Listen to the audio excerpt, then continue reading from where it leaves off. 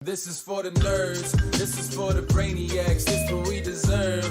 Go ahead and play it back, you ain't gonna touch me, you not gonna do nothing, you are not above me, I bet you touch me, I know it, I know nerds. This is for the brainiacs, this what we deserve. Go ahead and play it back, I know it, I know.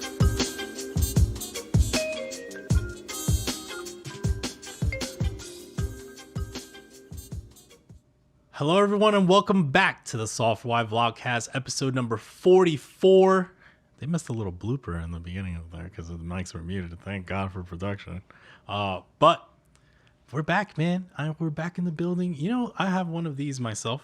Yeah, I've been waiting for you to get back to put it up. Nah, I felt like you trolled me. Like, you put yours back there. Well, I had to get Pittsburgh behind me. Yeah. So I didn't want to troll you hard and like put, Pirate Stadium behind you. No. Come on, man. Where is Big? Okay, there he is. Come on, man. You guys disrespect, bro. Put the man in the shot. I mean, what's going on? Welcome back, sir. It's been a minute. It's nice, man. It's nice. The weather here is beautiful. Is it? Yeah, the weather is nice, man. I went out to Bellagio to be inside At 3 a.m. Yeah, but before I got there, it was nice, man. I was so mad at you. I walk in Bellagio this morning at 10 a.m. I see Christian sitting grinding 510 with like $1,700 in front of him, knowing full well that he didn't just get there like a half hour before me. Nah. It's like, do you sleep? You're like, I'm good. Don't sweat it, man. I'm good. It's like, we have a vlogcast. We got a stream. I'm ready to go, man. I'm ready to go. Some days I feel the energy. Like, I just feel like, I'm like, man, poker's what I was built to do. You know what I wish you would do on those days? What? Build a fucking course. But there's so much money out there in these, Oh, there's so much money in these streets. There's a lot of money, man. There was some guy from South Africa today. He fucking cold 4-bet me with nines, and I missed a shove. Yeah, with ace king. I think you missed the shove. I think you played the hand fine. I played the hand fine by theory. Yeah, sure. Like, whatever. Like, I'm supposed to shove ace king like 30 to 40% of the time. But, like, this guy's an opportunist, man. Like, I know it. I see it in his face. From South Africa. He didn't fly over here to, like, fold. Sure. Or, like, have appropriate frequency. Mm-hmm. Like, I have ace king. That's why you get it in there, so you can just snap you with ace queen and we move on with life. I just You know, we're going to have pads on today. You know what he would have done? He would have 5-clicked it, induced. Yeah.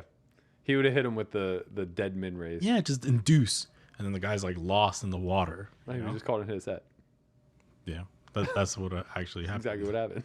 Yeah, that was what actually happened. But it was kind of weird, right? So the hand, obviously, I'm not going to tell everybody the hand, but like as soon as he called 4-bet, flop came 9XX, right? Like low. And he didn't bet the flop, which was very, very worrisome to me because it's like he's supposed to just be like 20 to 25% like range of there, and he didn't. And then I was like, he has aces. And then I was like, check, turns a king. I'm like, well, he's going to get it now. If he has aces. And then I was like telling myself he could have queen jack. Yeah, like, sure. No, he had it. It's all good. But I'm excited for this month because the academy is on the way. The academy is on the way. We won't even be finished with homeschool yet.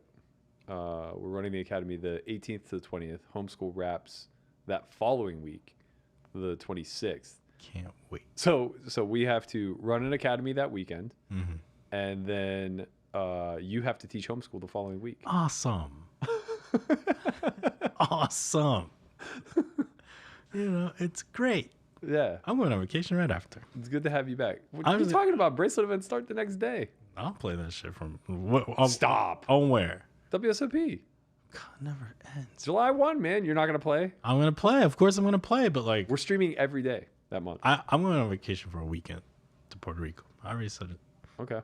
Well, be back by Monday, I guess. July 9th, I'm going on vacation to Puerto Rico. Oh my God, you're just skipping. No, I'm gonna skip 3 days. I need to. Don't worry, guys. Don't worry. I will miss none of these bracelet events. I can promise you that right now. I can't guarantee. You're going on vacation? A 3-day vacation. 3-day vacation. So I have to hold down the live stream for 3 days. For 3 days, I got to hold down the live stream, and I got to stream my bracelet events. I'm only one man. I guess I'm skipping Bellagio 50-100. Oh, sorry, man. Some of us are trying to just earn a healthy living out here. No, it is. It's actually been fun. Like seeing the games are good. At least they're they're different than when I left. 50-100 is good. Oh, it's good. 510 is really good. Sure. 1020 is fickle because it's just like it starts and it dies and it starts and it dies like quickly. Yeah. Depending like who's in, who busts, who walks, who goes to Regs dinner. don't want to battle, man. Yeah, it's interesting. It's not the same. I'm curious to see what's gonna happen because when I left, there were times there was 3 10-20 games going. Yeah. And But now Bitcoin was big. Bitcoin was big. And I don't Actually, you want to know what's funny? When you left, Bitcoin was like 28K, but it was on the uptick. Yeah, now we're like Now it's like stay. 38K, Now we're like, please 40K. but everybody's just like, crushed. Dreams are crushed. Yeah, the games are good. I lost a 120K pot today playing 50-100, and which got me stuck 60K right out of the gate. I got even within like 4 hours, and then the final half hour I played, I lost another 70K Wow. at 50-100. Okay. I don't know what's happening. It's Matt Berkey. I just Like I lose. So this I is lost. why you have a seat, Berkey, because you're gonna ride the roller coaster. I lost all my money with good hands versus sets. So the 120K pot was aces versus a set. The other pots that I lost were 2-pair versus a set, and then like my nut bluff catcher versus a turn top set. And then I win all the pots, just blasting my ass off with nothing. Yeah, betting. Yeah, if they just like would give me nothing all the time, I would just do so fine. But sometimes they give me like 2-pair, and I just like face a raise on the turn. It's just like, well, fuck me. I'm never good, but like top and bottom is pretty good hand here. Bottom's a pretty good bluff catcher. Pretty good hand. It's not. They have set every fucking time. If I could just program that into my head, if I could just beat it in there of just like, they have it. They don't have the cow. They're cowards. They're not putting in 140 big blinds on the turn No, with less than 2 pair. That's true. You know what's crazy? At Bellagio, they do seem to recognize like you and I a lot. You're obviously behind the glass a little bit more than I am, but they know you're back there because they constantly say like, "Oh, Berkey's back there," like Berkey's back there, like Berkey's back there. So they know you're back. Oh, that was like me in 2010 or no 2008 when I first moved out here. I was playing 510. I'm like, "Yo, Ming Lai's back there." Ming Lee, Lai. what's his name? Ming Lai. The dude with the Yeah. That guy was something, man. I see him every now and then. Never meet your heroes, man. That's how I felt about Jason Somerville, man. Like, Jason Somerville. Yo, I'm telling you, I'm never gonna meet Tom Dwan. I can't. Like, I already know he's kind of like a little quirky weirdo dude. Like, so it's like I know I'm gonna be disappointed. Nah, he's as advertised. I can confirm. I think he believes the Earth is flat. No. I could just see it. He'd be like, Christian, let me tell you something for real. The Earth is flat. Nah, he just definitely believes that he makes more flushes than everybody else. He does. Well, yeah, Actually, all no. the same Like hand. nothing changed. I saw poker after like high stakes poker. He runs better than anyone I've ever seen. I would wager that he probably has that balance out. Speaking of somebody who VPips a little bit more than the next guy, I got to tell you that, yeah, you make more hands, but you also miss a lot more, and it hurts. He seems to lose a lot to Rick Solomon. Right. The It's like- battle of the non Rick Solomon is just like, I got him again. I got it. I got it. Yeah, it's tough, man, when you're playing against guys who just have infinite ranges, but like at some point they stop bluffing, and it's like you don't realize it yet. Like Rick's notorious for this. He'll just like bloat pots and then give up. But like when he doesn't give up, most of the time he just has a pretty good hand. And like I just remember a few hands where Durr's calling with like 3rd pair. It was just like, dude, no. He's gonna have like a thin top pair for like this 560 big blind pot, and he does. So you know what started today? The USPO. Oh yeah, The 10K was Emma today. was texting me. She says a very good field, The first event. as in juicy. The first event's usually very good. Yeah. Last year was very good too. So the first event starts today. Remember that they also now have this like structure of like kind of like a It's like a tour. yeah, it's like a tour, and then like the winner gets like money and things like that. So Yeah. we're gonna like obviously keep up with that. But yeah, that started today, and tournaments, man. I don't know when I'm gonna play them for WSOP. Are you though? Yes. Listen, Are you sure? I've accepted this part, right? I'll play WSOP. I'll play whatever 10 million guarantees around America, and that's it. The rest is extra. Yeah, you're not gonna go to Florida for an 8 million guarantee. Like, why bother? First place is just like, you know. I like 1.6. Florida, but I'm not. They're not gonna catch me at Babe 101. Not anymore. I'm done. Okay. I'll go. That's good because it's not a thing anymore. They'll catch me at LAPC. All right. See, now then you start naming stuff, and then you're back in. It's like, well, the Brigada WPT is always good. Bro, you don't get to big time this, okay? Like, I have high stakes cash I can play literally every day, and I still make all of these stops. You just have to follow the EV, right? Like, there are just some spots that you can't miss. You got to play like 5 or 6 WPTs a year. You got to play like 25 WSOP events. You got to grind that WSOP online. You know, for the brand, man. For the brand. I need you to stream. We need you out there on these streets. I don't want to play the big 109.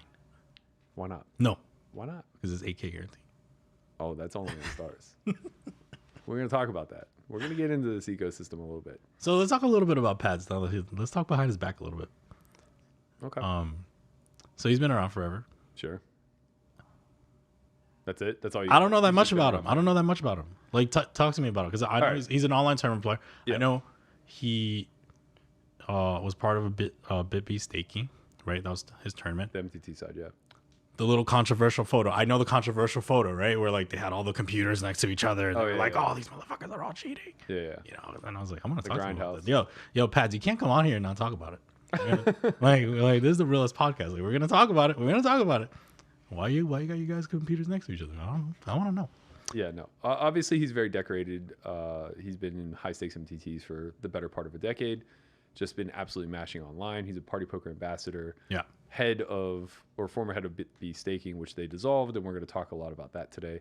From my experience with him, though, it's, you know, a lot of our interaction is taking place on Twitter, and I just think that he's like a good representative, very specifically for online MTTs, but also for the game in general. Like, he seems to have a big picture view, which I think a lot of people with the spotlight tend to lack. Recently put out a course with Run It Once. Checked it out. It's really good. Really well structured. Very easy to just kind of like know what you want to study and find it, which I think for a lot of people was very appealing. I think one of the biggest aspects of training that gets missed is the fact that you're there kind of as a guide. People show up without any clue, right? It's not that they don't have any clue how to play poker. It's more so that they don't have any clue how or what to study. Where to start, yeah. Yeah, so like whenever you're able to just kind of handhold and say like, oh, are you struggling in blind versus blind scenarios? Skip ahead to video 5. You know, that kind of stuff. I think that it provides more value than the player who bought it necessarily even realized they were signing up for. You think it's true you had to take an IQ test to get into BitB staking? No. I heard some I've rumor. never heard that. Dude, I heard a rumor like that. No. I heard like they only take like certain IQ. Like, I don't know, like what IQ test like is. I don't know. I'm gonna ask. Accurate. Do I have bad questions? Like, Speaking of IQ tests, you heard the Sean Perry story, right? Have we already told this one on air? let's tell it again. It's one of the best stories I've ever seen. Yeah, it's so funny, man. Like this, you know, maybe Pads has an opinion on this too, but like it's crazy. Like Sean gets accused of cheating Coleman out of $1 million a few weeks ago. Seems as though everybody, like, all the hard evidence is pointing towards this having happened, right? Solverall's involved in some sort of capacity. Maybe he helped facilitate the cheating. I guess it's a little bit less clear, but it seems pretty obvious to be some sort of like collusion effort from my perspective. And the only thing we got of it, like, these two just like played a high roller a week ago, finished first and third, no big deal. No one gives a shit. Nobody's like out there policing this. But we did get a fantastic story taken away from this whole scenario. And Dan Zach tweeted it out a couple weeks ago. I'm almost positive we've already told this on air, but just in case we haven't. It's great. They were playing like this long session of 100, 200 at Commerce, and Perry's running his shtick of, you know, I'm the greatest, and this arrogant 21-year-old shtick that he has. And this lawyer at the table goes, I'll bet you $100,000 that you aren't in the top 3 in IQ here. And Perry kind of balked and like pushed back and like, you know, just let it go. A little while passes. The lawyer goes, I'll bet you $100,000 you're not in the top 6 in IQ at this table. And, you know, Perry just like still being arrogant, just like, nah, I don't want to take your money, whatever. And then some more time passes and he slides out 200,000. He goes, I'll bet you're dead last. That's pretty. You got to snap take that, man. You're getting paid double the price. Take it, dude. It's wild. Like Didn't take he must have already like had knowledge of his own IQ or something to not take that. Because I mean, the likelihood that you're the dumbest person at the table, according to an IQ test, They had when some you're- good people in there though. Like, it was Fine, a but, tough like- lineup. It was like Garrett Alstein, Rolf Perry. Like it was a tough one, man. Yeah, I mean, Dan Zach. Like these guys are smart dudes. no, I get it, but you got to gamble a little bit that like one of them isn't going to score quite as high, or maybe you're, you know, a good test taker. I don't fucking know. I don't know, man. I think he probably was pretty smart, man. I don't know. He probably knew. He looked around and was like, Sam Salvarall. It was like Dan Zach goes to Princeton. Garrett Alstein is valedictorian. Yeah. Ralph Perry's like went to Wharton. It's like, bro, you're fucked up. You're done. Yeah, all right, maybe he's a little bit sharper than we give him credit for. Maybe. All right. So let's welcome on Patrick Leonard. I hear the little. I hope the Skype sound actually goes into the podcast. Only, That's great. only if they pay us. All right. I don't really see Patrick, but I know he's around here in the space because I hear him in my headphones. So Patrick Leonard, welcome to the S4Y VLOGCAST. I have a lot of questions. I don't know if you heard them, but I was just listening about the IQ test. yeah, I mean, we've been talking about IQ tests for a long time, but yeah, there was a rumor that to get into BitB staking, you had to take an IQ test. Yeah. So first, I want to know about that. Before we even like fully know about you, I need to know about that rumor because it was one of the biggest rumors I've heard in a while. Yeah. We didn't have an IQ test. We definitely had a lot of specific tests specific to, you know, playing online tournaments, but not an IQ test. I think if you go for any kind of job, you'd always have like round 1, round 2, round 3. So I think maybe like in round 1, it was just, you know, like send your graph, send your volume, you know, the generic like fill in an application. Then I guess like round 2 was like send the hand history probably. And then round 3, this was all done by like an application manager, so it wasn't like me doing it or anything. And then round 4 would be like a test, not like an IQ test. Like you'd answer maybe like 20 questions, and one of the questions was like send a picture of like your grind setup, and it's not about like how cool your monitor is, but maybe like how you present yourself. You know, like if you're like some of the pictures we had would just have like bottles of Coke all over and like food everywhere, which is what my office usually very is like. But if you present yourself like that, then maybe, you know, there'll be problems down the line or whatever. So I gotta there's a tell lot of you, small things. I would have taken a different. I would have had piss bottles like set up everywhere, just to like demonstrate that I was dedicated to the grind, even if it wasn't accurate. I'd be like, "There's That's no way strong. they're gonna turn down the guy with piss bottles." No, that is very strong. Unfortunately, we never received anyone with 200 IQ enough to do something like that. So, but no, we did have a lot of interesting applications, I would say. And then the ones which got through to like the last stage, we would like just go over all of the things in general. But no, there was no IQ test. It was all quite chill, to be honest. Just like, you know, we would like post a few spots and they would say what their range would be or how they would approach a spot or something. Because if someone posts a graph, you know, like 5,000 games, like maybe game 2000 was like 2 years ago or something, and like there was no like PSKOs 2 years ago or something. So like it's very difficult to just look at a graph and be like, okay, yeah, I'm going to give this guy $100,000 and see how it goes. You know, you learn the hard way. After you learn the hard way, the test gets tougher and tougher until you don't take many people on, and then until you take nobody on anymore. So, but yeah, the good old days, I guess. I guess that kind of sets up like the decision to dissolve BitB.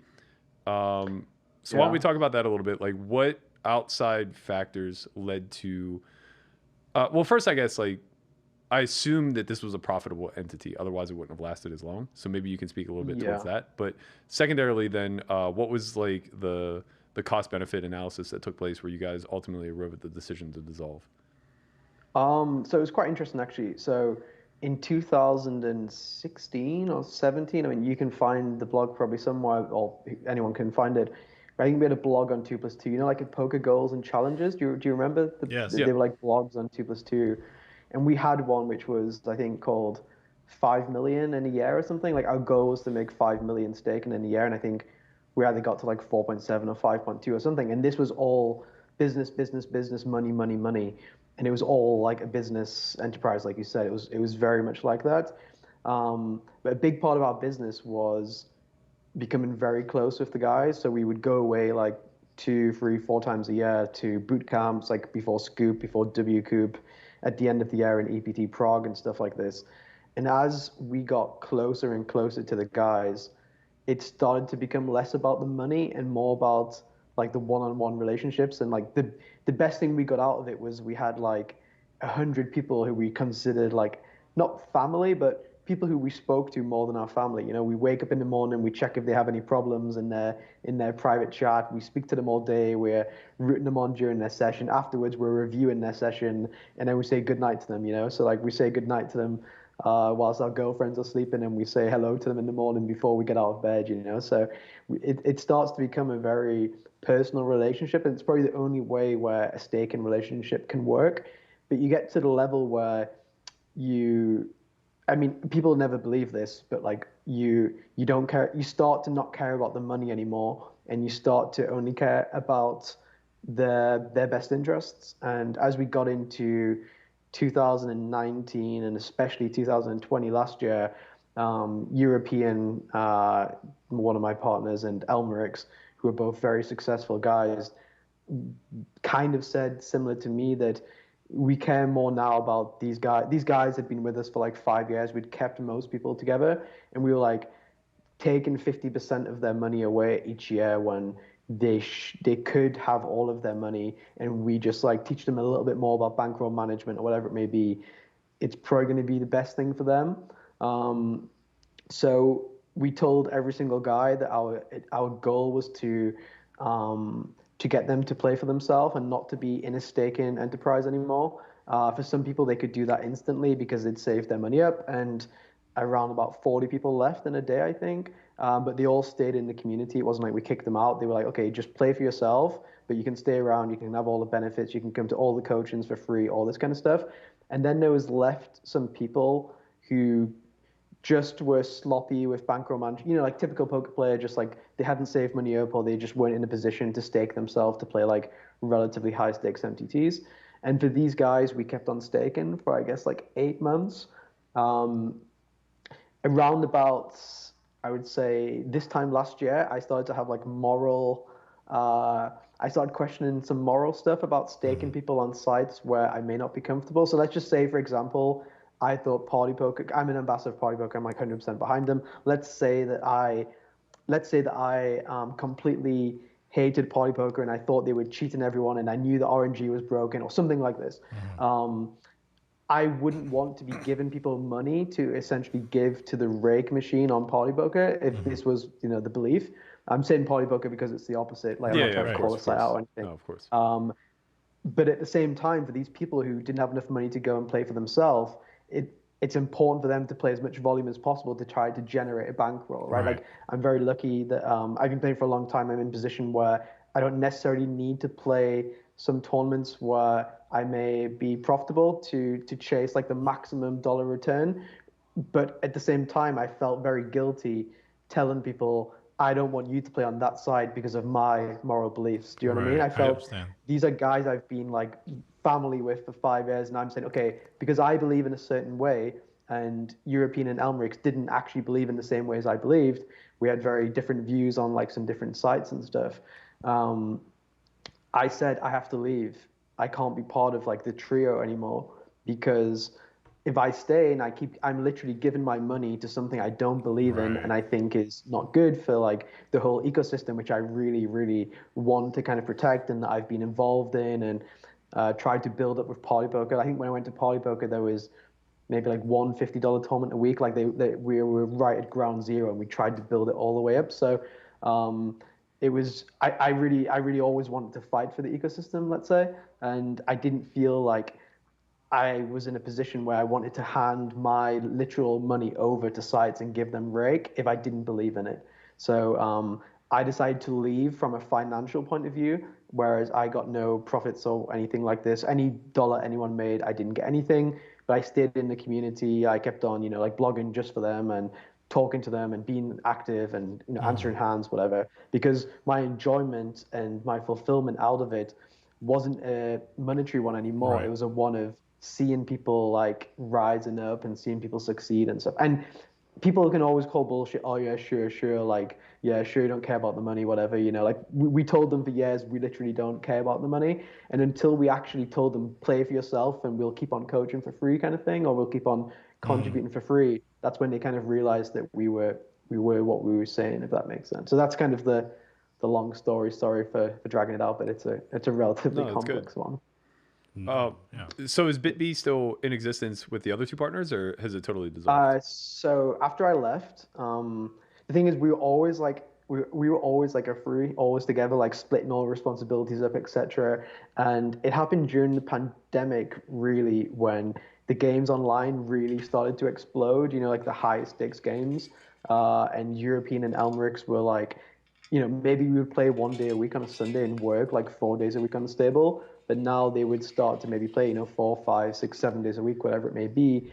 And eventually they made really good deals with all the guys to play for themselves. I'm not going to go into like loans or whatever, but sure. Everyone was put in positions where they could succeed.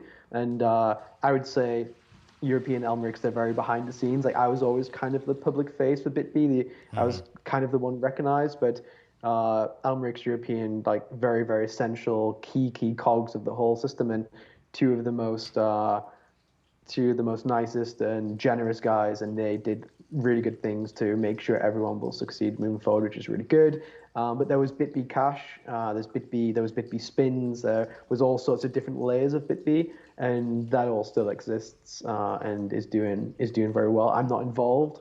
I'm still involved, but not from a monetary point of view. I'm like not overseeing, but like I'm active and like I'm in the mixer, let's say, for most of the stuff still. One of the questions that I had were revolving around one of your posts that came along with, not like if you have a stable or if you have horses, like when these big tournaments come up like W Coop, Scoop, and these things, and like the average buying of your horse like increases, and then let's say they get into like tons of makeup, then once the series is over, they're kind of like forced to, like the average buying goes down now on average. Can you kind of talk about that thought process? Like how were you kind of controlling your horses in that situation? Because I completely understand it, especially let's say, for example, like WSOP live might be like a bad example because those are like kind of, they're 1Ks and stuff like that. But still, like people are taking shots, right? Like people are taking shots at like the main event 10K, the 5K 6 max, like the 3Ks. And a lot of these horses, especially ones that are playing online, that's not their average buy-in, right? So they're firing hard in these like live in these live birds. Talk to me a little bit about like that thought process that you put into that post, because I thought it was really interesting. Yeah, I don't remember the exact post, but like I've obviously had these thoughts in my mind like almost nonstop for years. But the whole system of makeup is a very flawed system. It's not for a bunch of. Is the thing still running, by the way? It seemed like it froze on my side. It was a little bit glitchy, but I think you're okay now. Oh, okay. So makeup as a model is very flawed. I don't think there's any company in the world who has had a makeup model which is still running, or as long-term they've kept it as a makeup model. There's been some other alternative models suggested and implemented. I know Ben Sulsky had an expiring makeup model where essentially you played a number of games, and after you played 600 or 700 games or 2,000 games or however many games, the makeup was just wiped off, and you got like a lower percentage of profit or something along those lines, which in theory is the best way to do it. But in reality, if you're staking a guy, or if you're staking 200 guys and 150 of them are down after 1,000 games, and they know after 2,000 games their makeup gets wiped, they're very incentivized from a selfish point of view to rush the next 1,000 games, get them over and done with, and start a new slate and get into uh, the process of making profit. So there's basically no model which is being created by any company which has been long-term profitable. There's been probably, I would say, 1,000 plus stables in the last 10 to 15 years, I would imagine, like from sizes of like 5 players up to, like thousands players.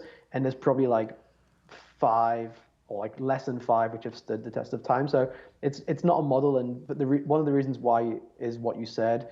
Tournaments is all about these big series like Scoop, W Coop, WSOP if you're a live player, and your ABI goes up dramatically. And then afterwards, and most people lose because that's just how tournaments work. Most people will lose during a big series, and then afterwards you're just fucked because you're in such big makeup and you have to go back to a lower buy-in. Especially over the last 3 years, I'd say, since Bitcoin exploded, the high buy-ins have just got higher and higher. I know that like 4 years ago when I was playing what was seen as high stakes MTTs, the highest buy-in was like a 215 Sunday warm-up on PokerStars, and maybe like a 320 now and again. And then you had like a Super Tuesday on a Tuesday, 1K, which was really special. But like there was no regular high buy-ins. Whereas now, every Sunday there's a 25K, 10K, 5K, like really, really, really high buy-ins. And people get into makeups which are psychologically a lot tougher to handle, because you can be in for the same amount of buy-ins as you would be at a lower stake, which is the same thing essentially, but having to get a human being send you $100,000 is very tough for most people to accept. One of my toughest things personally was access to high rollers, and it wasn't about a lack of staking. It was about I didn't want to collect like $50,000 off somebody. Like it was a leak in my mindset, whatever it was, that I hated losing other people's money. And if I didn't cash a tournament, like very often I would say, oh, just like, let's just wipe the markup off and stuff like this. And personally, I'm just very poor at like accepting huge sums of money, because I grew up in like a relatively, working class home where, losing $100,000 in a week, where like, the house income may be, like 30, 40, $50,000 in a year. It's very tough for me personally to accept. So when you're dealing with lots of people from, Eastern Europe, where I lived in Hungary, where, the average salary might be 10,000 a year or whatever it is, having a lot of players, again, on PokerStars right now, you can't play from the US, you can't play from France, you can't play from Italy, you can't play from Portugal, you can't play from Australia, you can't play from lots of places. So a lot of the countries which are accessible to staking groups, maybe Russia or Hungary or Czech Republic, whatever it may be. Right. For a lot of people, it's very tough to lose, houses and amount of money, every week or 2 weeks, whatever it may be. So what you said is correct about the average buy-in going up in series. That's always been the case for like 15 years. There's always been a scoop in W Coop. But the thing is now the high buy-ins are just getting so high for whatever reason, which is really bad for everybody.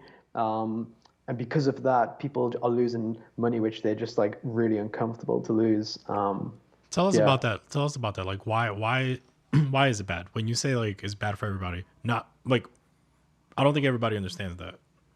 Well, there's a lot of reasons. So first of all, if Berkey wanted to get money on PokerStars like 10 years ago, it was probably relatively easy. Like right now, if I wanted to deposit, let's say I wanted to play Sunday on a poker site, for people in the UK, for example, on a lot of sites, the maximum they can deposit a month is $600, and it's the regulation. What's happened is there's lots of regulations and segregated markets. So Italy, France, Spain, all these countries are GG now, but the countries which are staying, they're making it tougher and tougher and tougher. So you have loss limits. So, for example, on GG, this is a good thing. This is not against GG or anything, but if I ever lost more than $4,000 on GG, my account would be blocked. I would get a phone call from like not an officer, like not a welfare officer, but like somebody checking in on my mental health, and they have to do this to pass regulations. So I may log in the next day and I can't play because I'm waiting for the phone call, all this kind of stuff. So the barrier of the access is a lot tougher. And I think people in America don't realize this, because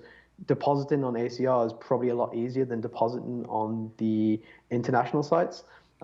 So for me, I can get around it because I may send a message to this guy or send a message to that guy, or usually most people send a message to me on Party. I get thousands of these messages. It's probably my most common ambassador duty. But if you're an amateur and you get your account blocked and you can't play the next day, you're probably not going to try and play on that site again. So a lot of amateurs, when they lose, they just don't come back, because the experience of getting money online, the experience of getting money offline, the experience of documents, all that kind of stuff, is so poor. And Berkey will tell you, again, back in the day, PokerStars was so good at this because their customer support was so good. They understood what everyone needed, and they didn't have all the governments down their throat. If you had a problem with PokerStars, you got a message back in 2 minutes and you got your money online. And this is why so many amateurs love playing on both Full Tilt and PokerStars, because it was so easy to get, it was too easy to get money online, you know? Yeah. Whereas now it's so tough to get money online. So if I have a bankroll of, say, $50,000 on PokerStars, I will do absolutely everything to protect that money. Like going broke, like going stars broke, or going GG broke, or going party broke is such a disaster, because you don't have money for the next Sunday, essentially. So because the buy-ins go up and up, because we're all degens, we all want to play as high as possible. But when you register that tournament and you don't cash, which you won't cash 85% of the time, you then go broke and you can't play the next tournament. So it's better for the site if I play 25 1K buy-ins rather than one 25K buy-in. It's better for the amateur because he loses slower. The pros probably make more money because more people can take shots, and more amateurs can get $1,000 online and recycle it and cash a PSK, get a bounty and recycle that, etc. So the higher buy-ins, they don't really benefit anyone. And when somebody does have that big bink, whether it be $1 million or 2 million or whatever else, that's usually withdrawn really quickly, and it's out the ecosystem straight away. Whereas if you cash, say 70,000 in a 1K, you probably leave it online because you want to use it for the next Sundays or whatever it may be. So I don't really see who these big buy-ins benefit, essentially. I have a lot of follow-ups to that, because it does drill into the current ecosystem, and I think that's what the bigger conversation is here. But I kind of want to stick a pin in it for 1 second, because there's a follow-up question I wanted to ask about staking and makeup deals specifically. Mainly because I think the audience really needs an education on this. I think a lot of top-level pros, especially those of us who have done some staking or have been staked, recognize that makeup deals are absolutely atrocious. I don't think most people understand why, and why it's not good for both the backer and the backee. But secondarily, I want to kind of pose a question. We had Derek Walters on earlier this year, who also used to run a stable, and I asked him kind of the same thing. I'm interested on your take. So the way that I've structured my staking deals, and I don't really do it as formally as you guys did, for sure. It's more so just like close friends that I believe in, or people I work with. But the way I've always structured them, at least in the most recent 5 to 10 years, is very similar to a startup business.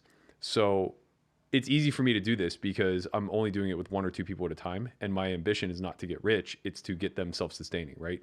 So the idea is that I'm an outside investor, I'm a VC, and they're pitching me on a skill set in this instance, but it's comparable to a product or a business line, whatever the case may be. If they have some amount of money, then they put up that amount of money directly straight away for an equitable return. But in essence, what they're doing is they're selling me equity of their company at some sort of valuation. So let's say I'm giving them 100K for a bankroll. This is what we did with Landon. We collectively gave him 200K as a bankroll, and he put up 0. But he's basically selling us at a markup, and we start him at a 70-30 split. Now, the idea is that the goal is not for him to... In your favor? Or yes, in our favor. Right. So we're putting up all the capital. We're taking the lion's share of the return.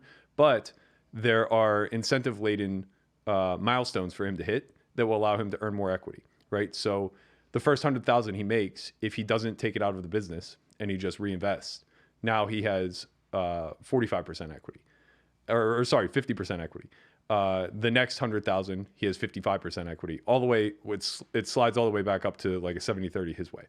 So the idea is to incentivize these players to grow a business in and of themselves while properly managing a fixed bankroll. And I think that this solves a lot of problems because with most makeup deals, it's unbeknownst to the backer and backee what amount they're actually investing in each person. And I know this is a little bit trickier in a stable because you're probably just collectively investing in the stable. But, you know, in essence, you could treat it as a pool where everybody gets like a little bit of the communal fund if they're willing to reinvest kind of thing. I'm just curious of your take on that rather than doing makeup, because in this particular instance, much like business, you can't operate in the red or sorry, you can't take profit cuts in the red. But like what we allow for is a salary.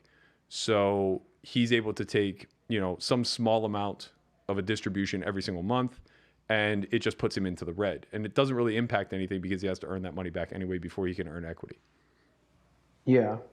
Yeah, so that's a really good idea for sure. And I think you need a specific guy for that to accept that kind of thing.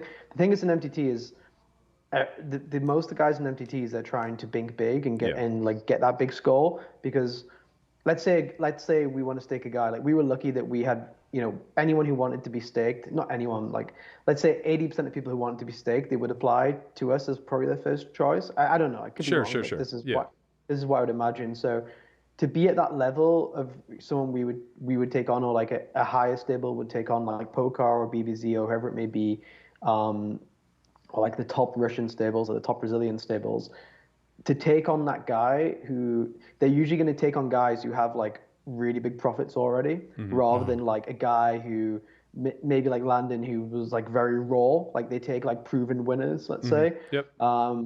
And because of that, because they take on proven winners, these proven winners will always get offered a good deal. So like they only accept 50-50 with us because we're going to stake them and give them, you know, like 25K plus worth of coaching a year. Sure. Whereas if we didn't coach them, and they went to like a deal where they were just playing because of their record, a lot of people are offering like 60-70% deals in their favor straight away. So as a stable, offering people initially 30-70, even though it may be good for them in the long run, Sure, most people who are at that stage just won't accept it because they can get already really good deals, because there's so many people in poker. This is one of the reasons why I think staking groups are so good for poker. And when I say staking groups, people think I mean straight away a group with 1,000 people. The best staking groups are the rich guy who wants to stake 5 people because he has an upswing in crypto or an upswing in stocks or an upswing in himself. He's won a bracelet, whatever it may be. And he wants to stake 5 people, give them 50-60%, whatever it may be, and just try to bink big and play a scoop, play a W cup, and what else.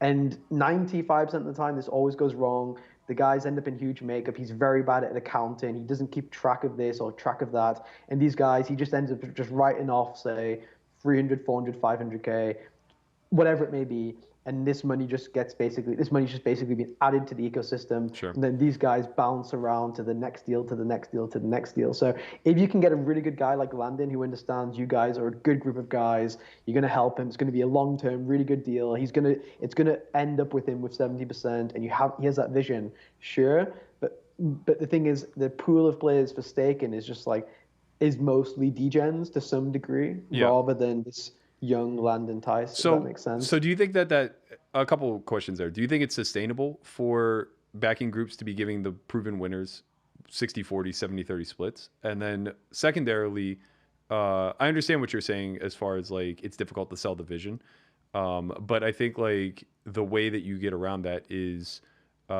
you offer them almost like shares, like profit shares of the collective pool.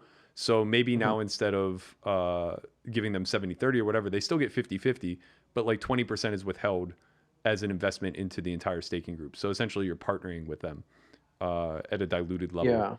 Yeah. I don't know how practical any of this stuff is, but I'm really more curious to the former, just mainly doubling back on the fact that like makeup is bad for everybody, and that's really misunderstood. Makeup is very bad for everyone for sure.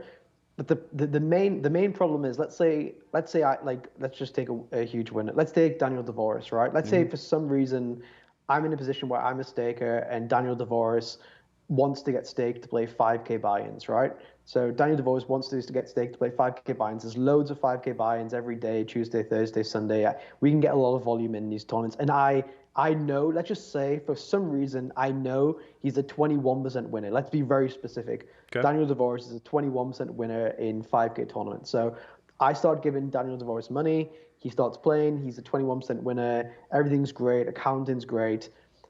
At what stage do I know he turns from a 21% winner to a 22% winner, or from a 21% winner to a 20% winner, right? Mm-hmm. Like, it's very, very tough to gauge how you can do an initial deal, which could be very good if everything makes sense, but it's the next step, maybe after 3 months, 6 months, 9 months, 12 months, 15 months, 18 months, 21 months, whatever it may be.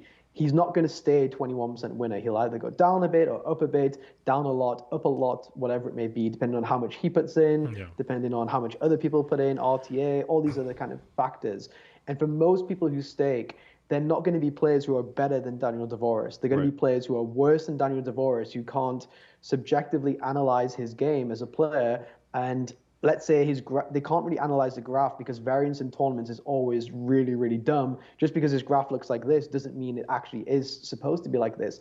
So it ends up in a stage what I've seen in BitB's history essentially is that we've managed to see small things because we were always playing higher stakes than the guys below us, and we could see these tendencies, or we could pass down tendencies that we saw better players doing. But the stables which didn't do as well were the guys who just, their players were better players than the investors, and it's very tough for them to make the quick decision to say, okay, this guy has dropped off 7% or he's gone up 5%, let's move him up, whatever it may be. It's very, very, very tough for 95% of stakers to understand when an investment has changed, because if I'm offering you a deal and you're a 20% winner, I'm going to offer you a different deal to a 5% winner. Sure. I'm going to offer a 60% winner a different deal to a 20% winner. Like, that's very natural. But if I'm not as good as these players, how can I know when this guy from 20% is catching up to the 60% guy? It's impossible. Right. It's like also, an impossible business model to do. Yeah, there also seems to be very little flexibility for the staker. So it seems like it's really tough to conquer outside of just having like mass volume of stakees that can kind of like cycle through. So when this guy drops off from 20%, you have another guy who's rising up and he's filling the void. And maybe you have him under a better contract. Well, even so, that doesn't really, like, what we realized was, let's say I have, you have Berkey who wins 100K and Landon who loses 100K. So I've given Berkey 50K. I keep 50K and I'm down 100K from Landon. So I'm actually minus 50K, even though one guy is winning the money, the other guy's losing. Do you know what I mean? So you actually you actually need twice as many people to win as the guy is losing just to be even. So if you want to make it a profitable business, you have to have like 4 times as many people winning as the guys who start to lose, you know, which is really tough to do because, you know, if you have 200 guys, then it needs to be on a really large scale, right? So then if you have 200 guys, how the fuck do you manage to know where 200 guys all are? You know, it's basic. Like I said, people think poker staking is this easy thing, get rich scheme. But if it was this easy and there's so many successful poker players, there would just be these companies printing millions for 15 years, and it's not true. There's no one around, you know? And the amount of money which must have been added to the ecosystem from all these staking groups, I'm almost positive it's more than any other form of like acquisition of players, whether it be affiliate, whether it be signing Neymar for PokerStars, whether it be signing Dan Bilzerian or whoever for GG, you know, it could be Conor McGregor. You could get any person in the world. They will never bring in as much money per year as staking groups, in my opinion. You know, I could be wrong. Maybe I'm biased. But so this is what I. So make the case then. Why? Well, actually, make the case why people should get into staking, because it's obvious why it's good for the ecosystem. It redistributes a lot of wealth, and that's very critical. It's like introducing a lot of amateur money. But that argument seems like sites are incentivized to run these backing stables. It's a good acquisition model, right? What is the incentive for someone like yourself to get back into staking? Like, I know, like on the onset of this, the idea was that, you know, you and I both firmly believe that backing in poker is a fundamental necessity. But it sounds very doom and gloom from like the conversation we're currently having.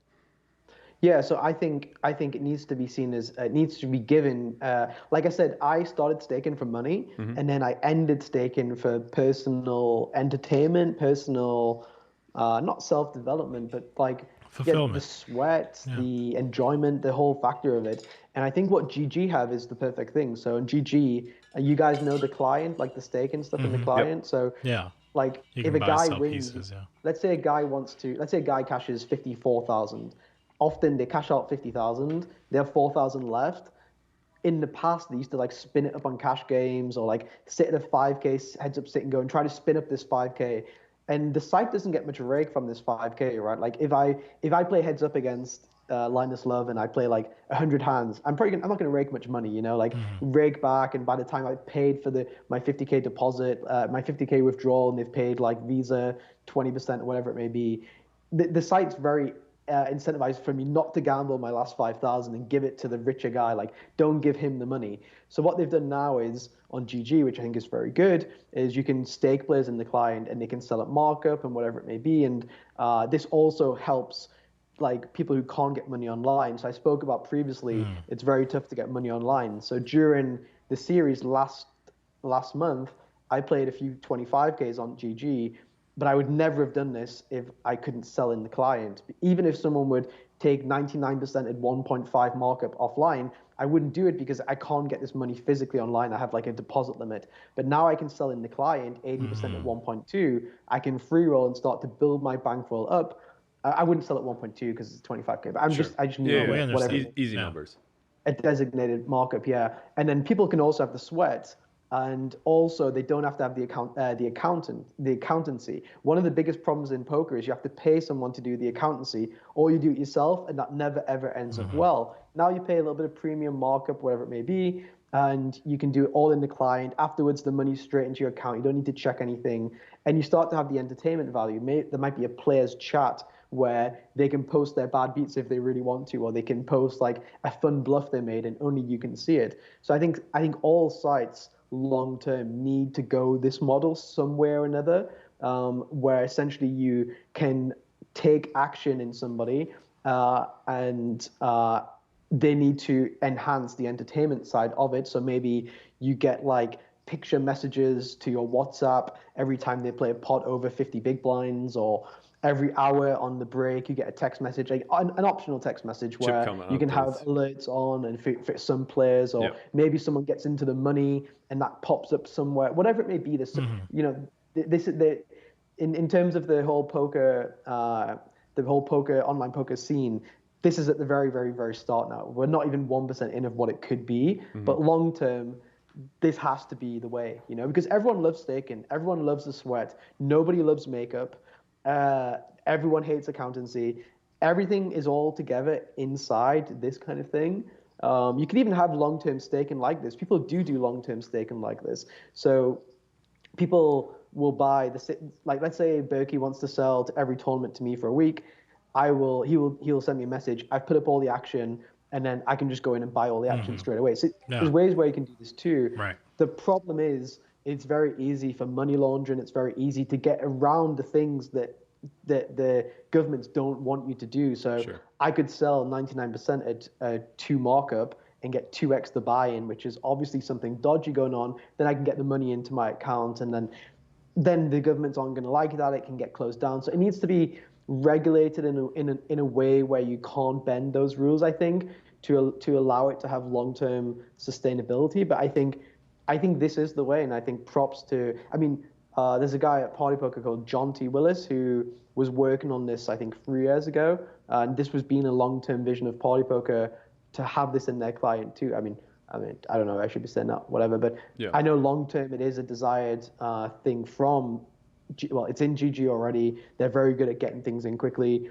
It's a long-term vision for Party to be that route, or at least it was previously. And actually, I don't want to say I made the idea or anything, but I made a post about this, I think, like 6 years ago or so, where I said basically in scoops, I wanted to play a 215 scoop, I think, and I just didn't have the money to do it or the bankroll. And I said, what if I register for the tournament, and if someone wants to put me in, like there used to be a term like put somebody in, they would basically put the 215 in and keep 50%, so it'd be like a 1.5 markup where I'd be getting like a free roll or whatever. Like that's what I suggested PokerStars to do. This was when like staking was very like unsophisticated, like a long time ago. But obviously now I think this method of GG is very good. I would cap the markup so that amateur players can't be punished, because Sure. a lot of professional players with big names, even ambassadors for the side, they will often use markups which they know they're not profitable, but they know that the market out there will want the sweat in them, kind of thing. Yeah, that's an age-old conflict with like Stake Kings and things like that, where Helmuth is selling it like 2-0 for 5K turbo at the World Series. And I've spoken out against that, but like I've kind of walked it back a little bit in the sense that I don't know that it's my place to police somebody selling their likeness or celebrity. Then again, like, you know, I feel like there are so many bad actors. Like we see it in the training space. There's so many guys who are just like fugazi and selling fucking crystals that they wear around their neck and calling it poker training. And, you know, we let this shit fly because nobody wants to step on anyone's toes and everybody wants to claim the free market. But I think at some point, like, it's responsibilities of those of us who have made it to be the eyes and ears for the amateurs, for the entry level positions. I don't personally see it too bad, like offline. I think online, I'm trying to really protect, make sure not too much money leaves. You know, it's very important it doesn't. I think offline, in terms of like buying an experience, I always think a lot of things are experience. You know, like if someone, let's say Michael Jordan, let's say it costs $50 to go to the cinema, but I pay, you know, like $500 to sit next to Michael Jordan in the cinema. I'm going to pay the 10x markup, even though it's the same cinema. So like having a sweat of Helmuth, you might be your hero, and like it's not many industries where you can like, you know, be part of his team. You know, so I do see a place for it. I think more so on Twitch, where you can actually like be interactive in a chat with the guy, and you can like sweat along with him and see his whole cards. I think markups there for sure, like they're exposing their game and stuff like this, and I definitely see that. I feel like it should be done in innovating in a way. And again, all of this stuff we're such an immature part of the product, you know. So where we're at in 10 years, I think will define how both online and offline probably is, you know, because everything is essentially about entertainment. Like, you know, home games are more popular than casino games because it's more entertaining, and I think everything will be about the entertainment of the amateurs, or the entertainment of the bankrollers, or the stakies, or whatever it may be. And it's funny that we're talking now that like we need to make staking groups like VIPs and give them good entertainment. Like it's funny that how the circle we've come in. I mean, I was always called scum previously, you know. Now I'm a VIP. No, yeah. I mean, all right. So I guess that leads me into the next question, which is a relatively important one. Do you think it's a conflict of interest if the operators themselves start orchestrating these groups? Because to me, they are in the acquisition model game, right? And there's no faster way to acquire people than to offer them free money. But, you know, we kind of have this taboo set around the idea of sites being able to recoup any of that free money that they offer through any method other than rake. But it seems to me like, you know, Poker Code is linked up with GG. You're an ambassador for Party, formerly an owner of BitB. It seems to make a lot of logical sense for Party Poker to say like, hey, we'd like to sign BitB to a 1-year staking deal. We're going to give you $1 million worth of buy-ins. Feel free to distribute them as you see fit. And we want a 25% cut on whatever your profits are. You guys keep the other, you know, whatever deals you work out with your clients. To me, that seems very much in line with the incentives that we're talking about. We need to get that money back into circulation in some capacity. And the operators are just, you know, maybe I don't know the online landscape that well, but it seems to me that it's apocalyptic right now with the fighting the good fight versus RTA, the amount of money that's being funneled up to the top with just these excellent players who are playing the highest buy-ins and really not redistributing it amongst the collective. Yeah, I mean, I think sites do this already. I don't think it's possible so much on like, you know, maybe Stars and Party, but like there's a lot of sites who have, you know, like agents. So like, let's say a new site comes up, like I literally have no clue here. So like, I don't even know if they do tournaments because I don't play on any apps. But let's say Poker Bros, for example, I don't know. Like I'm saying first, I have no idea. Let's say Poker Bros has like a tournament schedule, and let's say they say to BitB, do you want to be an agent? And you get, you know, 40% of the rake of the players you bring, and then Poker Bros also charge really high rake, and you know, then it's essentially the same thing as it's essentially the same thing as giving a staking company $1 million and giving them 25% free roll or whatever it may be, or 25% or 75% of free roll, whatever it may be. Like, I think sites do that with like agents, and like the agents now aren't necessarily like affiliates like Poker News or pokerstrategy.com, who I used to work for. It is more kind of guys who are well known in the industry, guys who are very connected in the industry, guys who know a lot of people in the industry, and that is also including probably at the very top, stakers who really they don't just know people, they bankroll the people too. So yeah, like, is it better for like an affiliate to get 40% of a guy's rake or 30% of a guy's rake, or is it better for his backer to get the 30 or 40% of the rake? I mean, to me, it feels like the backer. I mean, I'm not even biased because I'm not involved in it, but to me, from a logical point of view, it seems like I was always getting offered deals on different sides. Like, oh, if you come with my agent, you'll get 50%. If you come with my agent, you'll get 40%. If you come with my agent, you'll get 30%. So maybe if the sites give the staking groups, if they make them agents, the players have to play for their agent because they are staking them, right? Like, that's part of kind of the deal. Yeah. And then maybe like BitB, I said we were very selective. We used to take on like 1 or 2 guys a month maximum for the last year. If we knew, okay, well, if this guy loses, we're getting 40% rebate, we're like, oh, well, now we're going to take on 7 guys. Yeah. And now these next 5 guys, they're not that good because we didn't take them on initially. These guys, maybe 50% of them are losers, and now we're starting to stake people every day into 20 tournaments who are losers, Yeah. And there's not many VIPs who play 6 days a week who are getting free money just given to them every day. Just keep playing, keep losing, no problem. Just keep trying, keep trying. Hopefully your graph improves. There's not many like whales, let's say, or VIPs like that. Like, I think you're nailing it. I mean, I think that is the ultimate model, right? Like, it cuts out the potential conflict of interest that I'm discussing with the operator being directly involved. But it gets that influx of money, that surge. And the reason I bring this up is because, and maybe you can paint me a better picture, but again, just like my vision of online right now is that it's a really tough landscape. And, we kind of spoke a little bit offline. And I was kind of shocked at some of the numbers, but at the same token, I wasn't really all that surprised. We've seen buy-ins increase 10, 20x of what they used to be, as we kind of mentioned on the onset of the show. And then on top of that, it's just things are getting pretty brutalized out there, man. Like, we're seeing these staking groups exit, which is taking a lot of money out of the ecosystem. Is online on a downturn post-pandemic? Like, did we see the boom and now the crash, or do you think that this is kind of just like a bump in the road? It's a pump and dump. Yeah. So a few things.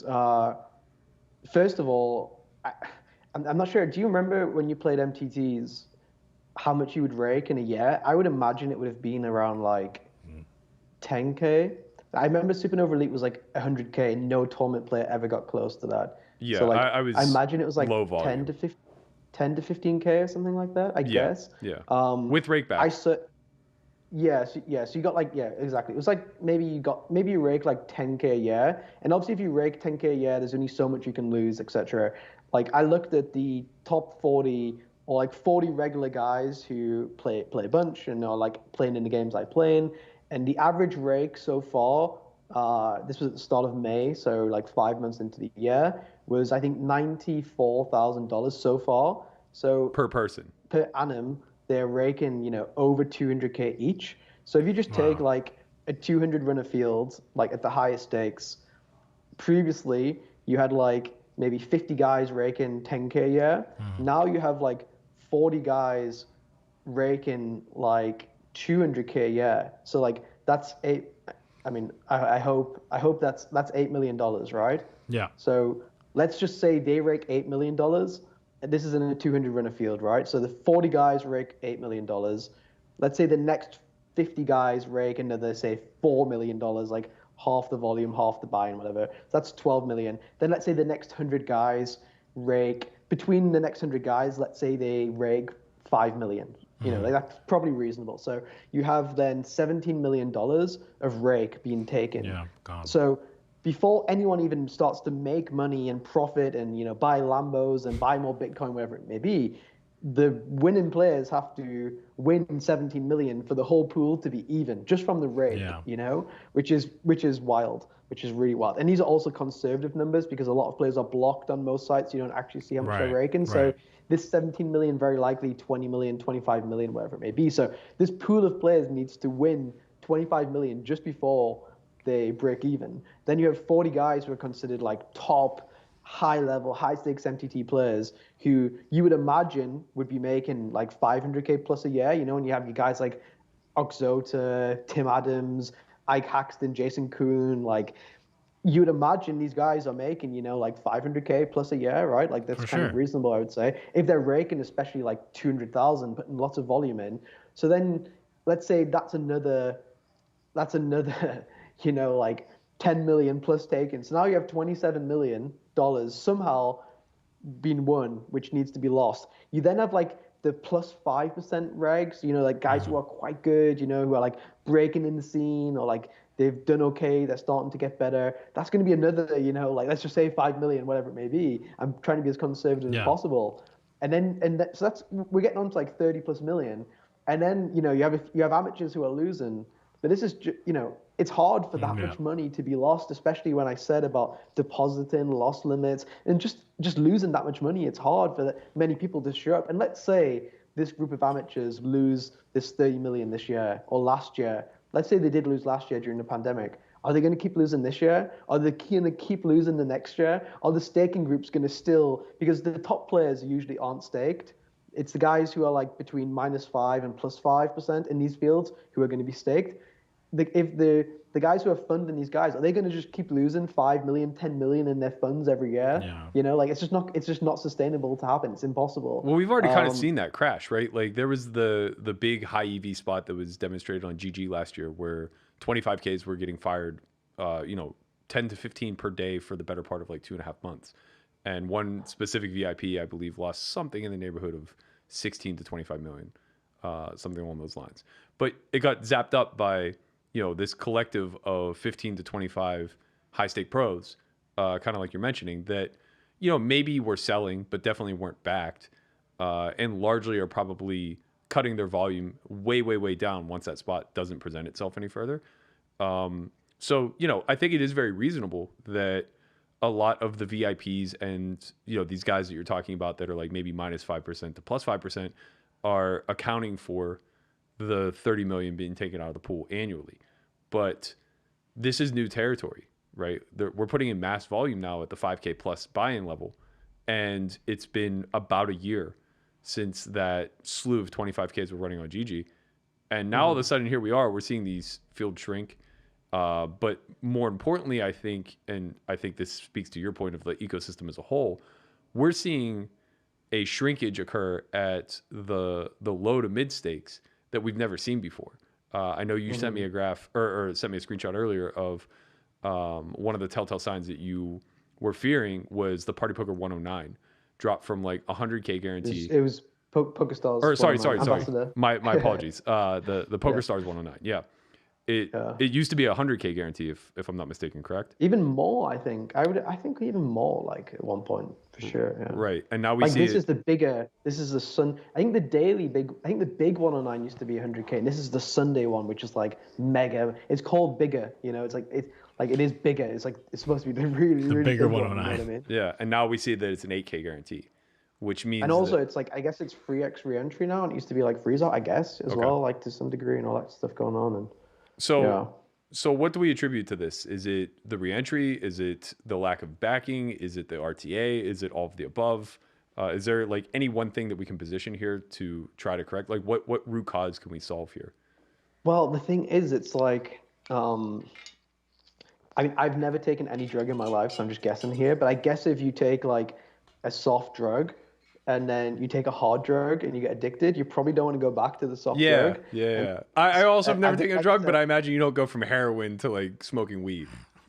Right, exactly. And because the series get pumped up so much and there's so many big buy-ins and you can win so much money, now winning like 10K, which was like the pinnacle, like winning 10K was huge, like massive. Winning 20K was like massive. If you won 50K, it was like unbelievable. But now in like, let's say a 50K tournament, first place will be like 7K and like still lots of money, but winning 7K is not the dream anymore for people. Do you know what I mean? Those are The American dream sites gets- right now, you know? The dream just gets bigger and bigger and bigger all the time. And because sites are fighting between each other to so who has the biggest tournament this Sunday, or okay, well, this site has a bigger tournament, we need to catch them up. What they do is they sacrifice a lot of tournaments. So a lot of tournaments become withered and very bad because of re-entry, but some will go huge. And they'll just be like these, 10x entries, 12x entries, etc. And a lot of people's, like, if I'm an amateur, I'm just going to try to go for that big one, because I see, okay, I start seeing like a 6-figure score, or I start seeing a 50K score. I'm not interested in the 7K score anymore, Right. So I feel like mid-stakes suffers a lot because of the hard drugs which were being fed during these series, essentially. Yeah. That's one of the reasons. And also, like, I know personally, I used to stake probably like 100 people in the big 109 every Sunday, I would imagine, which is more than the current guarantee, by the way. I would probably stake 100 people into the tournament, which is 10% of the field. And I was seen as like a scum, like, oh, this guy has so many people in the field, blah, blah, blah. But because let's say tomorrow I added those 100 people back, it wouldn't turn into an 18K guarantee tournament. Once it gets to 18K, it starts to be more desirable for some more people. So maybe it goes up to 20K, or maybe stars just say, let's just make it 20K. And then maybe another staking group be like, oh, now it's gotten bigger. We're going to add our 100 guys to it. Now it's a 30K guarantee. Then some amateurs are like, oh, well, first place is actually 10K now rather than 1K or whatever. I'm going to start to play because I only play for 5 figures. Then it gets up to 50K. And now it starts to become a really good tournament again. Right. But once one staking group pulls out and it goes from 100K to 75K because they overlay for 2 weeks and they panic, oh, we need to move it down to a round amount. Then it's like, oh, it's not as attractive because 100K looks a lot better. Then it drops to 50, and just like you don't see it happening week to week, but over time, if you see things, it will just dropping down. And usually the biggest sprinkle is because there's been a bunch of money exited out of the ecosystem. It might be a regulated country, but very often it is a stable. It will be like a big stable, which is like, fuck this, we're not going to play this tournament anymore. Either they leave the site, either they leave this tournament because their data tells them it's low win rates, whatever it may be. But often it will come from a staking group. And we saw this in a bunch of times when we quit tournaments, they ended up killing them afterwards. And we're not trying to say, oh, like, this is our tournament or anything. Just like we left certain sites because we had problems with them. They stole money from us. And when we left the sites like 6 months later, most of their tournaments were fucked, And yeah, and we're not even that big, like a Russian stable or Brazilian stable, which has like 3 times as many people as we had. If they take everyone out, let's say they go on holiday for a week together, it's going to hurt the ecosystem for sure, Yeah, it does speak to a coordinated effort that's necessary between operator and player, and I think that we lack that overall synergy right now. What happens next, I guess? Because I'm very much on the American side of like, let it die. I don't give a shit. This is your all problem. Yeah, well, I mean, first of all, I'd say, like, I think it first of all shows the power of a potential poker union where, if one staking group can cause such disruption at times, if the whole poker community is in a collective together, they can show sites that they can destroy tournaments very quickly or grow tournaments very quickly and support good efforts.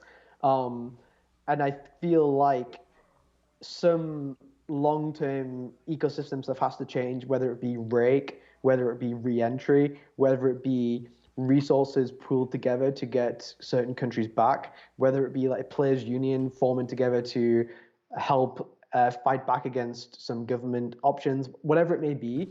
I think working together is the way to save it, probably, to a certain degree. I feel like making it entertaining for people who add money to the ecosystem is good, whether that be staking groups or whether that be people individually staking individual tournaments. Like I remember on GG actually, me and Elmerix, we decided one Sunday, I think, to go in all the lobbies on GG between like 109 and 300 and stake every single Brazilian. So we didn't even look who they were. We like, okay, we're going after Team Brazil tomorrow. This is a fun game.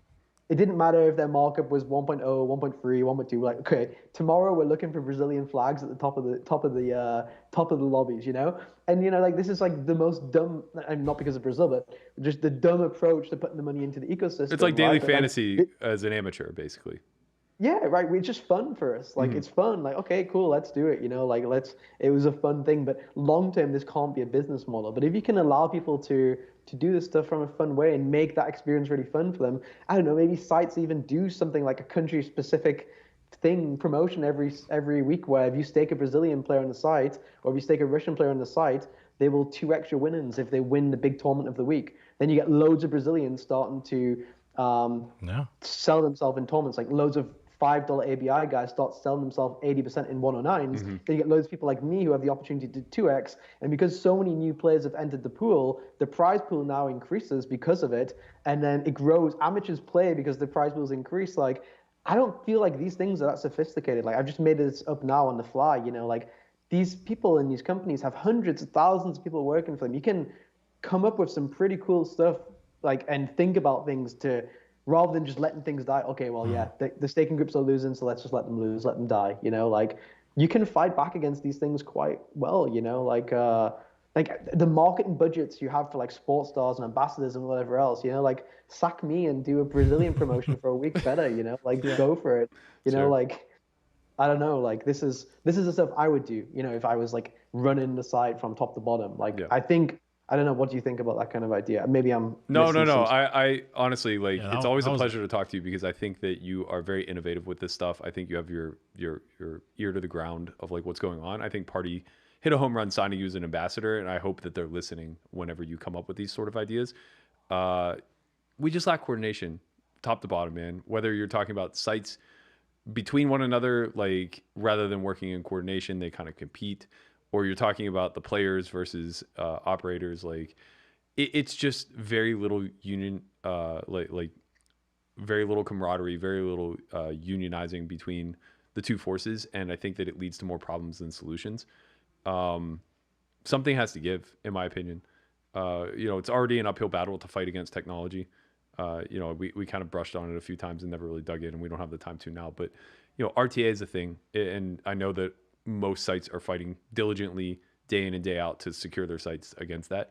But the other side of the coin is you're not acquiring new members. You're just losing people in droves. And it's going to take a lot of innovation and a lot of these gamifying poker, whether it's from the fan side or from the player side, in order to bring in an influx of money. So I do think that these are good ideas. I hope operators are listening, and I hope that they take them to heart.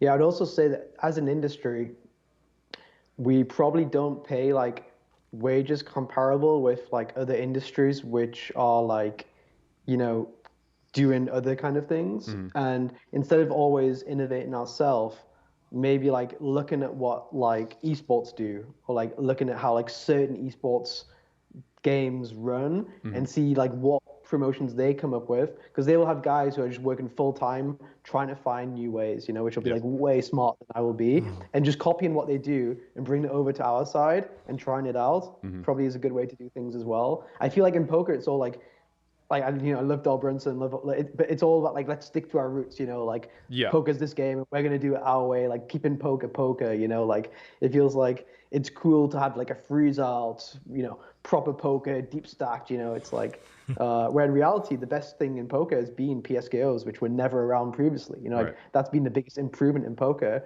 and that came from like kind of lotteries and other kind of stuff, and from that's probably come influence from another industry. And I'm sure there's hundreds of ideas from esports and other things which I have no clue about, where we could probably take it and bring it over. And I think if there was a players union, which I've always been very strong for, they could come up with ideas and provide them to sites. Because I feel like whenever I've said an idea to Party, Stars, GG, all the sites, 888 to some degree, they've always listened and they've always kind of implemented, and they've always like been like, grateful to hear things, and they've done things like they do what players want a lot of the time, like, that's a good idea, which we thought about, we're going to do it, like you hear that quite a lot of the time. So if there was a coordinated players union which was really working like this, coming up with ideas and providing them, I feel like this would be a good way a good way to do it for sure. Because I know with staking and BitB and Party, it's like, okay, Party and BitB together, it's dodgy because they're a staking team and they're a site, and maybe they're doing this or maybe they're doing that. People always looked cynically because of like thinking it's your interests, really, you know, where it's not really like. Let me ask you something, Pads. You staked a lot of people. Let's say one of your horses went like and challenged somebody like openly without you knowing, right? And you just like wake up, you know, check your phone, you know, you talk to them every day, right? You wake up and all of a sudden, you know, there's like $720,000 of your money out in the world, you know, bet against another person. And not only that, they're laying them odds. And now you're on the hook because what are you going to do? You can't just be like, no, we're off now. Like, yeah, we're a team. We're a team, right? So what do you do then? Because that's listen, we almost, you know, I don't want to name any names, but people almost got choked out. Yeah, very good, very good. Yeah, I would I'd probably evaluate, see if I agreed he made a good decision, and then if so, I guess, you know, you got to back. You got to ride with your boys, right? You got to ride. You have a poker genius and a negotiation fish. So it's just like you take the good with the bad, you know? It's like we hope that he's winning for 10.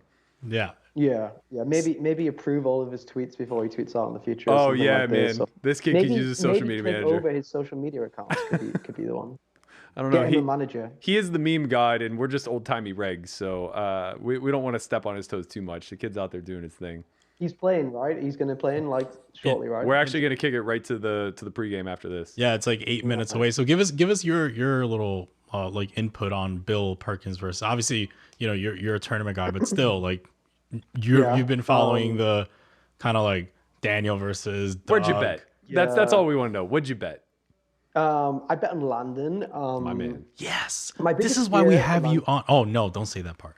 My biggest fear for Landon is I don't know Landon's game very well. I speak to him quite a lot, whatever, but I don't know his game well. I don't know Bill's game that well. But my biggest fear for Landon would be that he would get too caught up in the Sims and not caught up enough in Bill's psychological state during different parts of the game. So like not taking impacts on like how he plays between hand 200 and 300 and how he plays between hands like 500 and 600, how he plays after he's lost, you know, 200 big blind pots.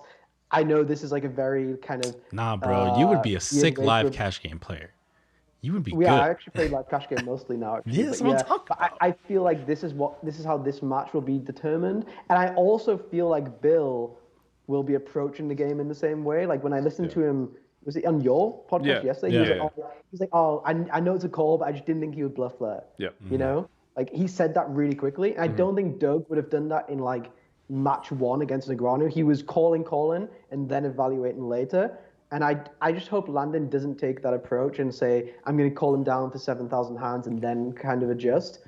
I would be brave with your assumptions and adjust very quickly and try to get the big edge that way, because I feel like you can win at 30 and 40 big blinds per 100 in heads up quite easily against some players, but you need to be exploiting them very well. And I just fear that he will go too far down the Sims route and not far enough down the metagame rabbit hole, which is where I think this game is won and lost. And I'm not sure Landon's experience in that. I feel like He's not, but he's definitely surrounded himself with the right people. Like, it's a really healthy mix of, you know, just the super GTO. We're going to comb through every little iteration of data that we can possibly collect.